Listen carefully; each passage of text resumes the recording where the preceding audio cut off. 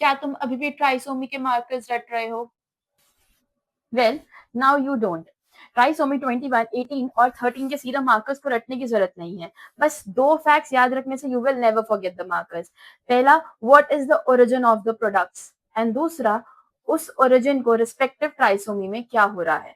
So we have placental products which are HCG, inhibin A and PAP-A, and we have fetal products which are estriol and alpha fetoprotein. Trisomy 18 और 13 में placenta बिल्कुल collapse कर जाता है और foetus भी severely growth restricted होता है।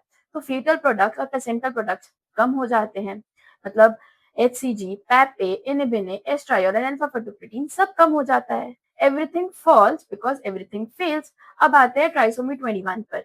यहाँ भी फीटस छोटा है तो अल्फा फीटोप्रोटीन और एस्ट्रायल कम होंगे, लेकिन प्लेसेंटा का क्या, उसको इस कंपैरिजन से समझो।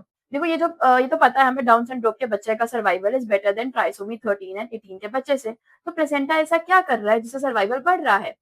तो ट्राइसोमी 21 का प्लेसेंटा सिक है but it is still alive, kind of immature, तो ये पैनिक कर जाता है और हमारे ब्लड को फ्लड कर देता है एचसीजी और इनहिबिन ए से, which is kind of a distress response. इसलिए ट्राइसोमी 21 में एचसीजी और इनहिबिन ए बढ़ जाते हैं। पर पैपे का क्या?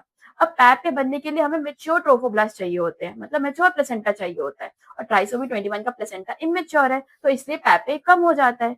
तो पैटर्न समझो, ट्राइसोमी 21 में अल्फा फीटोप्रोटीन एस्ट्रायोल कम होता है, एचसीजी इनहिबिन बढ़ जाता है एंड पैपे कम हो जाता है।